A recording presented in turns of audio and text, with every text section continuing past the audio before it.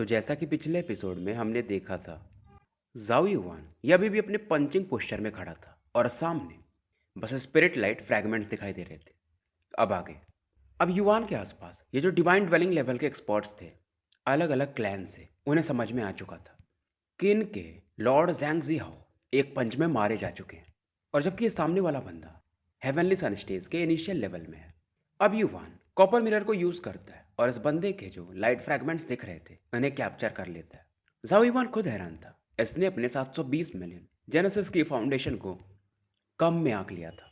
साथ में इसका जेनेसिस की का ग्रेड भी तो बढ़ चुका है, ग्रेड 8 पे पहुंच चुका है। अब ये जो भी बंदे थे अलग अलग डायरेक्शंस में भागने लगते हैं। जब युवान अपने बाकी साथियों से कहता है इन्हें रोको, और उस दौरान युवान भी अपने युवान ब्रश को यूज करता है और उसके जो मैजिकल हेयर्स हैं उनकी मदद से कई को तो बांध देता है।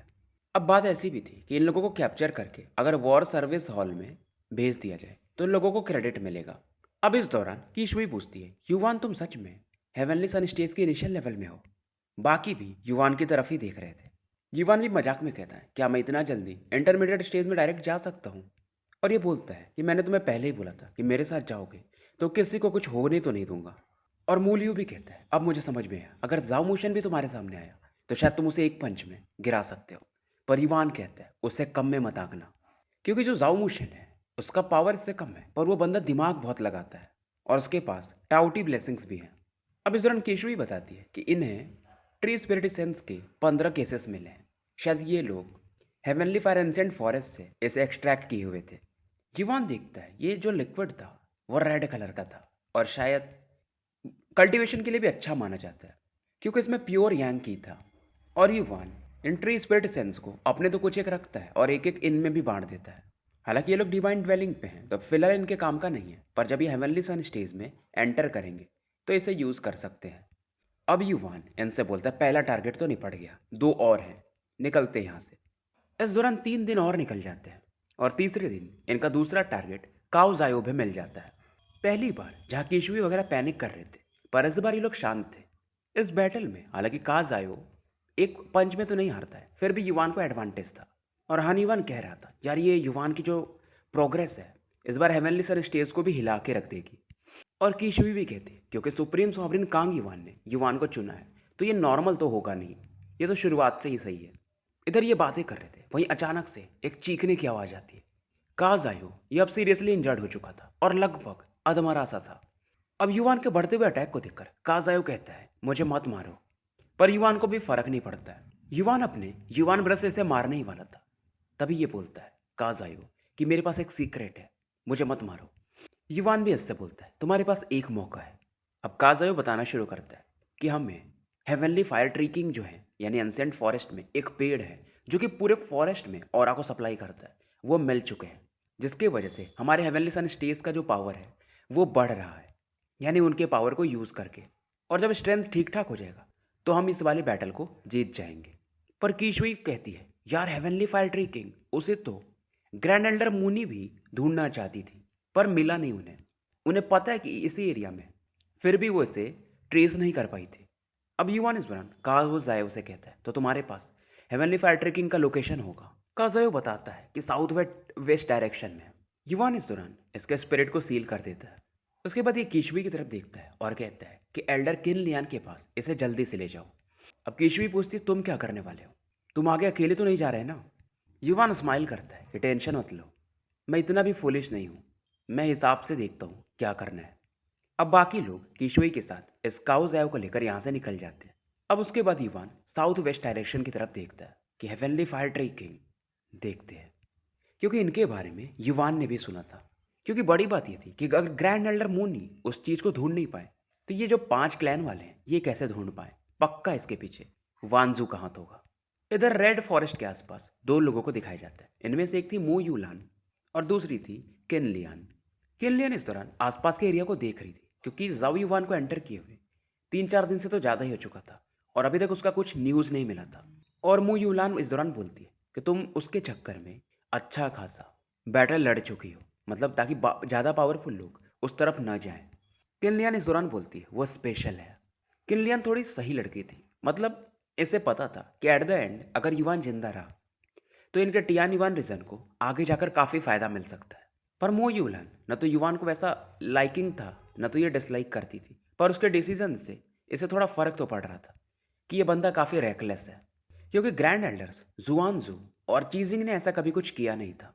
इस दौरान ये डिस्कस कर रहे थे कि हमारे जो एनिमी का वीक लाइन है, यानी बैटल में ये लोग थोड़े कम दिख रहे हैं, कुछ तो गड़बड़ है।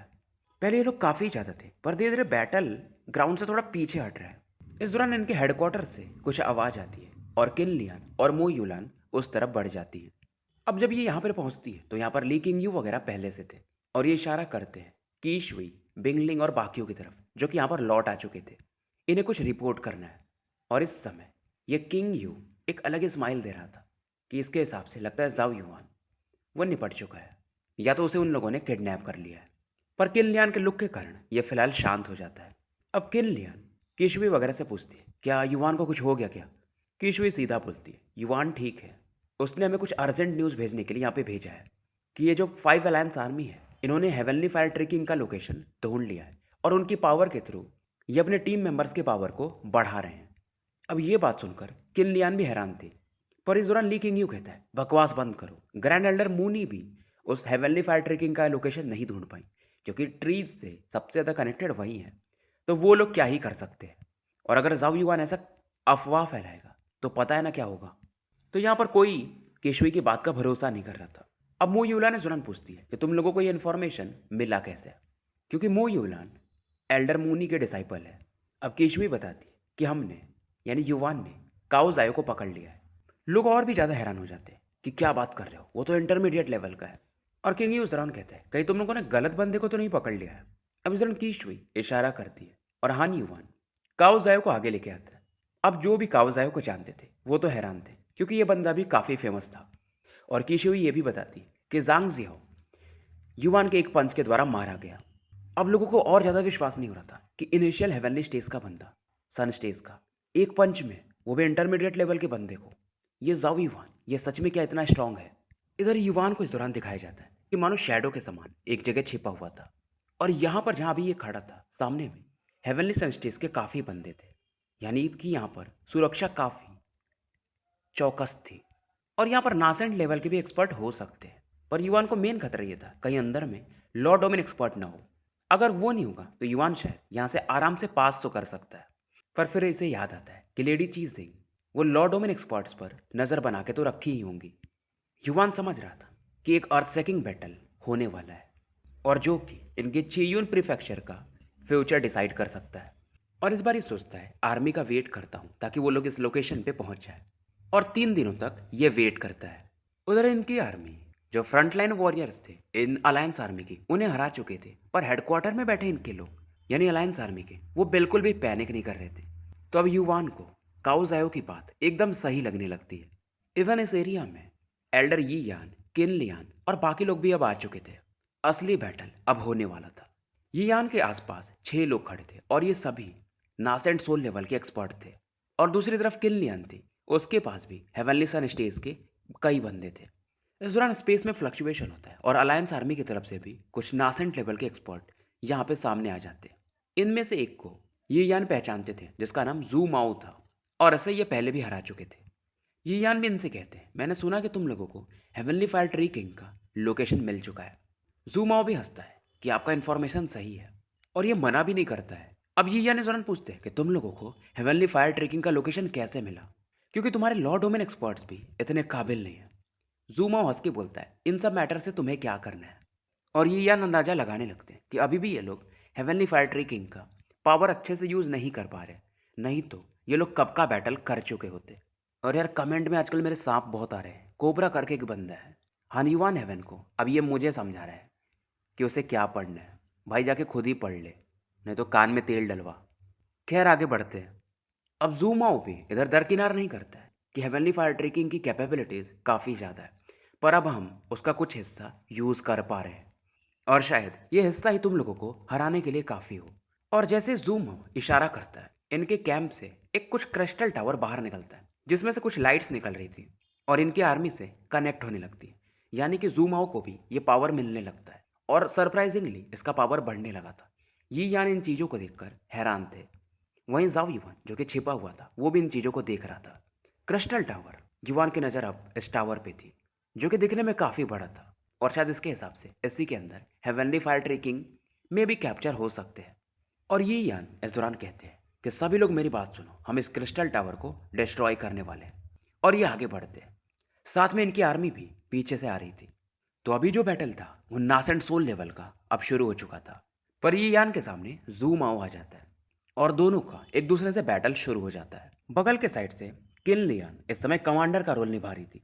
एवेनली सनस्टेज इसकी बात सुन रहे थे। पर किन लियान को काउंटर करने के लिए वो दोनों भाई आ चुके थे, वांग किंग हाई और वान हाई यून। अब क्योंकि इन दोनों को भी हेवनली फायर ट्रेकिंग का पावर मिल रहा था तो इन्हें अब उम्मीद थी कि ये किन लियान को हरा सकते हैं। अब किन लियान कहती है कि तुम दोनों काफ़ी नहीं हो, पर स्पेस में रिपल होता है और तीसरा बंदा यहाँ पे प्रकट होता है। और ये जो बंदा प्रकट होता है इसके हाथों में क्रिम्सन स्वॉर्ड था, इसका नाम था जीहू। इसकी भी रैंकिंग हेवनली सन लिस्ट में 40वें नंबर के आसपास थी। पर किन लियान को इससे फर्क नहीं पड़ता है, पर क्योंकि तीन थे और साथ में इनको हेवनली फायर किंग का पावर मिल रहा था तो इन्हें अंडरस्टिमेट करना गलती होगी। वहीं दूसरी तरफ मू युलान किन लियान को देखती है कि वो तीन लोगों से घिरी हुई है तो इसकी हेल्प करने के लिए आगे बढ़ ही रही थी। पर तभी इसके सामने एक बंदा प्रकट होता है और स्माइल करके कहता है कि मो युलान कहाँ। और ये था जायो चोंगजी, ड्रैगन क्लैन से। और बड़ी बात ये थी कि इन लोगों को सदर्न बैटल फ्रंट में होना चाहिए, ये लोग यहाँ पे क्या कर रहे हैं। और मो युलान भी ये बात सोचती है कि वो बाई यू यानी इनकी टीम का बंदा वो कर क्या रहा है कि ऐसे लोग इधर आ चुके हैं। तो एडवांस हेवनली सनस्टेज के ये लोग थे और इनका भी बैटल शुरू हो चुका था। जाओ युवान देख रहा था और इसे समझ में आने लगा था कि बैटल में अब इनकी टीम एक तरह से डिसएडवांटेज में जाने वाली है क्योंकि फायर किंग का जो पावर है वो सभी को बूस्ट कर रहा है। युवान को लगता है कि अगर बैटल ज़्यादा हुआ तो लॉ डोमेन एक्सपर्ट्स इन्वॉल्व होंगे तो इसकी बहन भी खतरे में जा सकती है, यानी चीजिंग। इसलिए ये अब क्रिस्टल टावर की तरफ देखता है कि अब इसे कुछ करना ही पड़ेगा। अब युवान अंदर जाने को देखता है पर यहाँ पर इसे एक जेनेसिस बाउंड्री फील होता है। पर क्योंकि युवान के पास अब इसका सेंट डेकोडर रूम वापस आ चुका था तो इस बाउंड्री में कहाँ से लूप होल है यानी कहाँ पे इसकी कमजोरी है ये इसे पलक झपकते ढूंढ सकता था। युवान अपने डिकोडर रूम को यूज करता है पर सच में ये बाउंड्री काफी ज्यादा कॉम्प्लेक्स थी। इस दौरान आधा घंटा निकल जाता है। युवान की आंखों से हल्का हल्का ब्लड आने लगा था पर फिलहाल ये लूप होल निकाल चुका था। ये अपने युवान ब्रश को निकालता है और कई सारे छोटे छोटे जेनेसिस रून्स बनाता है और इस बाउंड्री में फ्यूज कर देता है। इसने जो ये रून्स बनाए थे एक तरह से वायरस के समान थे, बाउंड्री में मिक्स हो जाते हैं और बाउंड्री में क्रैक आने लगता है। युवान इस क्रैक के थ्रू एंटर कर जाता है और क्रैक फिर से पहले के जैसा हो जाता है यानी कि भर जाता है। और क्योंकि ये जो डिस्टर्बेंस था इतना कम था तो किसी की नज़र भी नहीं जा पाती। एक आधी बंदे देखते भी हैं पर उन्हें लगता है ऐसे ही होगा कुछ। वहीं किन लियान उन तीन बंदों से एकदम रूथलेसली फाइट कर रही थी और आधा घंटे के अंदर अंदर में ये लोग 100 राउंड बैटल एक्सचेंज कर चुके थे। और अब किन लियान को समझ में आने लगा था इसका पावर तो क्योंकि फाइट कर रही है तो कम तो होगा, पर इन तीनों का बिल्कुल भी कम नहीं हो रहा था। अगर थोड़ा बहुत हो भी रहा था तो वो रिकवर हो जा रहा था। और शायद ये वो जो लाइट बीम आ रहा था क्रिस्टल टावर से उसकी वजह से हो रहा था। नॉर्मली एल्डर ये यान जूमाओ को आराम से हरा देते थे पर इस बार मामला अलग था। जूमाओ इन्हें कड़ी टक्कर दे रहा था। अब किलियन सीरियस हो चुकी थी और इसका ऑरा मानो एक स्पैरो में बदलने लगा था, फायर स्पैरो। बाकी अगर कोई दिन होता तो शायद इन तीनों को किनलियन आराम से हरा देती और ये तीनों फाइट करने इससे आते भी नहीं। पर आज का दिन अलग था। पर आज इनके पास मौका था कि अगर आज ये किनलियन को मार दिए जो कि नंबर 6 के रैंक पे है शायद, तो हुआन युआन हेवन में ये काफ़ी फेमस हो जाएंगे। जैसा किनलियन का हाल था वैसे ही मू यूलान और बाकी जो इनके एडवांस हेवनली लेवल के एक्सपर्ट्स थे सेम वही उनके साथ भी हो रहा था। युवान इस दौरान टेंट के अंदर एंटर कर चुका था और कैंप के काफ़ी डीप एरिया में जाने लगता है। युवान को अब ये टावर क्लियर दिख रहा था और टावर ये जो गहराई थी इसकी ये काफ़ी नीचे तक थी। और इस दौरान ये फील करता है कि कम से कम 10-12 लोग तो होंगे जो अपने स्पिरिचुअल पावर से इस टावर पे नज़र बना के रखे हैं। और अंदर में शायद एक नासेंट लेवल का एक्सपर्ट भी था। ये एक बड़ा खतरा था इसके लिए। पर कुछ भी हो जाए इससे ट्री किंग को तो बचाना ही था, क्योंकि अगर ये लोग ये बैटल जीत गए तो इससे ड्रैगन लालटेन मिल सकता है। अब युवान यहाँ पर हेवनली पनिशमेंट शेंड रून को एक्टिवेट करता है और इसके आसपास एक 5 फुट का लॉ डोमेन बन जाता है। पहले जहाँ ये आधा फीट का बनता था जब युवान डिवाइन ड्वेलिंग में था, पर हेवनली सनस्टेज में जाने के बाद अब इतना लेवल का पावर युवान संभाल पाता था। साथ में ये सेलेस्टियल शैडो आर्ट भी यूज़ कर रहा था तो आराम से ये नास एंड सोल लेवल का बंदा भी शायद इसे डिटेक्ट ना कर पाए कि कोई है यहाँ पे। और युवान आराम से अब इस टावर के अंदर बढ़ने लगता है मानो जमीन के साथ ये एक हो चुका हो। अब युवान को अंदर में कई सारे चेन्स दिखते हैं और उसके बीच में एक लाइट सोर्स भी दिखाई देता है जो कि फ्लेम के जैसे दिख रहे थे। और जब ये ध्यान से देखता है तो वहां पर एक पेड़ इसे दिखाई देता है जिसके अंदर से ये फायर फ्लेम्स निकल रहे थे और इस पेड़ को बेड़ियों से बांधा गया था। और फिलहाल ये जो बेड़ियां थी शायद उस पेड़ की ऑरा को एब्जॉर्ब कर रही थी और इस आर्मी को सप्लाई कर रही थी। तो यही थे अपने हेवनली फायर ट्री किंग। आसपास में युवान को एक ग्रे रोड एल्डर दिखाई देते हैं, यही थे वो नासेंट लेवल के एक्सपर्ट। और बड़ी बात ये थी, चलो हेवनली फायर ट्रेकिंग तो मिल गए, अब इसके पावर को भी ये लोग यूटिलाइज कर पा रहे थे। और युवान समझ रहा था ये सब उस ओल्ड मैन वांजू के कारण हो रहा है। पर अब ये सोच रहा था कि हेवनली फायर ट्रेकिंग को ये यहाँ से निकालेगा कैसे, क्योंकि यहाँ पर इसे नासेंट लेवल के एक्सपर्ट देख तो नहीं सकते, पर अगर कुछ मूवमेंट किया तो फील तो कर सकते हैं। फिलहाल ये सब ये सोचता नहीं है और ट्रेकिंग के काफ़ी करीब चला जाता है। पर जैसे ये करीब जाता है कुछ सेंट फायर्स उन चेन्स में इसे दिखाई देते हैं और ये शायद वांजू के ही सेंट फायर्स थे। तो जो सिक्योरिटी थी वो सच में कहीं ज़्यादा टाइट थी। युवान अब पीछे हटने लगता है पर तभी से एक चीखने की आवाज़ आती है मानो कोई हेल्प मांग रहा हो। और ये देखता है तो ये मैसेज इसे हेवनली फायर ट्री किंग दे रहे थे। तो basically heavenly fire tree king इससे मदद मांग रहे थे। मतलब युवान का ये जो लॉर्ड ओमिन था इसे इस नासेंट लेवल के एक्सपर्ट को से तो बचा ले रहा था, मतलब वो इसे सेंस भी नहीं कर पा रहा था, पर फायर ट्रेकिंग इसे सेंस कर पा रहे थे। पर युवा ने तुरंत इनसे कहता है आप कुछ ज़्यादा ही सोच रहे हो, मैं लॉर्ड ओमिन एक्सपर्ट थोड़ी हूँ जो आपको बचा पाऊंगा, और प्लस ये सेंट फायर्स। युवान पीछे तो नहीं हटता इस दौरान, पर अपने स्पिरिचुअल सेंस से हेवनली फायर ट्रेकिंग के आसपास क्या चल रहा है उसे देख रहा था। यहाँ पर हेवनली फायर ट्रेकिंग को एक बाउंड्री के द्वारा भी सप्रेस किया गया था और साथ में सेंट ऑरा तो मिक्स था ही। पूरा मैटर युवान ऑब्जर्व कर लेता है कि फायर पावर सप्लाई कहाँ से हो रहा है बाकी लोगों को। और अब ये सोचता है अगर हेवनली फायर ट्रेकिंग को आज़ाद करवाना है तो इस बाउंड्री में होल करना पड़ेगा, तब जाके हेवनली फायर किंग इस बाउंड्री से यानी उसे तोड़ सकते हैं और आज़ाद हो सकते हैं। और ये युवान सेंट डिकोडर रूम से आराम से कर सकता है। बस एक ही दिक्कत है, वहाँ पर जो सेंट फायर है वो युवान जैसे आगे बढ़ेगा वो इस पर अटैक करेगा। और दूसरा कंडीशन ये था अगर यहाँ से भागना है तो पहले ये नासेंट लेवल का एक्सपर्ट ऐसे भी तो हराना पड़ेगा, क्योंकि बाहर में एक और बैरियर है और जब तक ये बंदा हटेगा नहीं ये लोग यहाँ से शायद निकल ना पाए। युवान तो जा सकता है पर फायर किंग कैसे।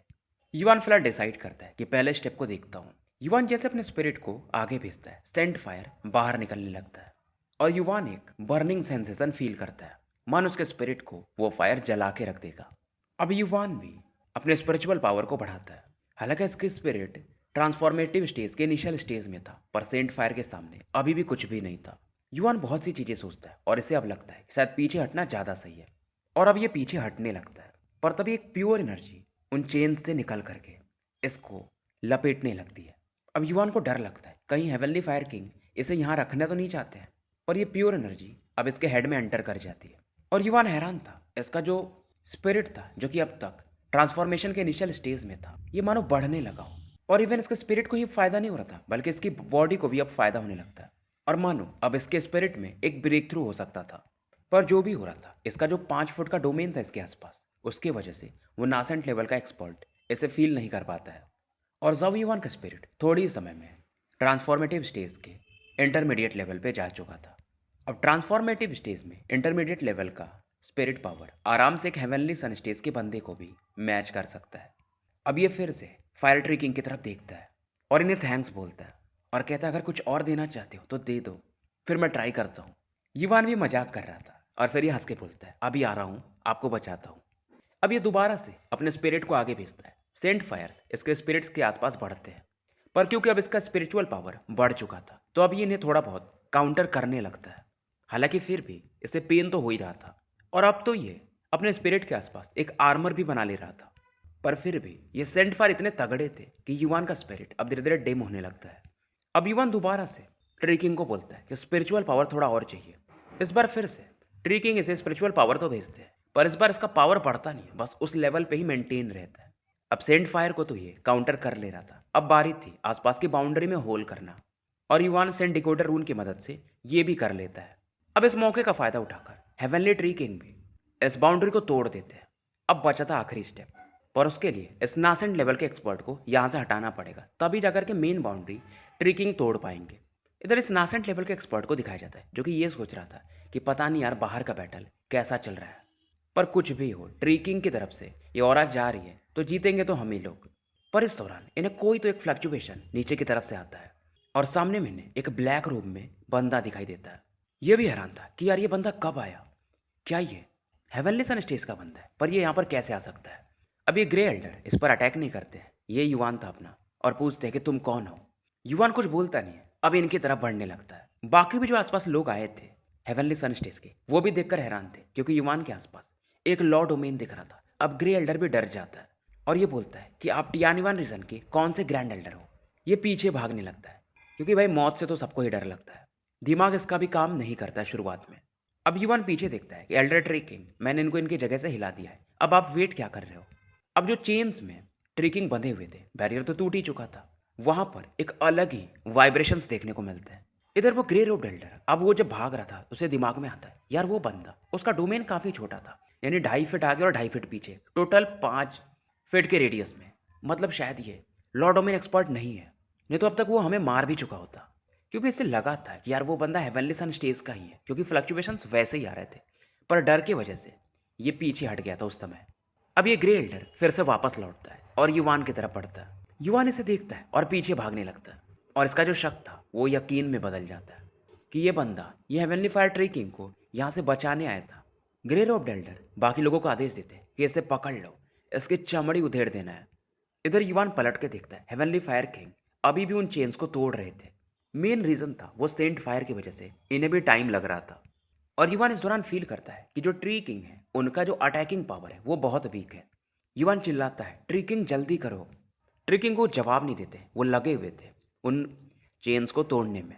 इधर युवान इस मौके का फायदा उठाकर शैडो फॉर्म में बदल के मानो यहाँ से गायब हो जाता है। अब एक हेवनली सन स्टेज का बंदा यहाँ पर अपना कॉपर मिरर निकालता है, जिससे कई सारी लाइट्स निकलती है और युवान फाइनली इन्हें दिखाई देने लगता है। युवान इनके अटैक से लगातार खुद को बचा रहा था। युवान फिर से चिल्लाता है कि ट्रीकिंग अगर वापस नहीं आए, यानी जल्दी से नहीं तोड़े, तो मैं यहाँ से निकल रहा हूँ। अब इस दौरान ट्रीकिंग, हालांकि वो अभी फंसे हुए थे, पर अपने जेनेसिस की ब्लास्ट से इन लोगों पर अटैक करने लगते हैं। पर क्योंकि अटैक पावर ज़्यादा नहीं था, तो इनमें से कोई भी हेवनली सन स्टेज का बंदा मरता तो नहीं है, बस उन्हें थोड़ी बहुत इंजरीज होती है। इधर वो ग्रे रोब डेल्डर अचानक से गायब होता है और युवान के सामने प्रकट होकर उसे एक पंच दे मारता है। और फाइनली युवान के चेहरे को देखकर हैरान था कि अच्छा तो ये तुम हो टियानिवान रीजन के सुप्रीम सॉवरेन कांग युवान के थर्ड डिसाइपल जाओ युवान। चलो अच्छा ही हुआ, और अब तुम आ ही गए हो तो जाना कहाँ है। युवान अपने लॉ डोमेन को फिर से एक्टिवेट करके भागने ही वाला था, पर अब समय कहाँ था। उधर ट्री किंग एक फिर से अटैक करते हैं। इनका पावर इतना था कि लॉ डोमेन एक्सपर्ट भी इससे डर जाए, पर पावर में वो अटैक नहीं था, कॉम्बैट पावर नहीं था, इसलिए लोग हंसते थे। अब ये युवान पर आते हुए अटैक को काउंटर करने के लिए अपना फायर पावर बढ़ा देते हैं और युवान यहाँ से निकलने लगता है।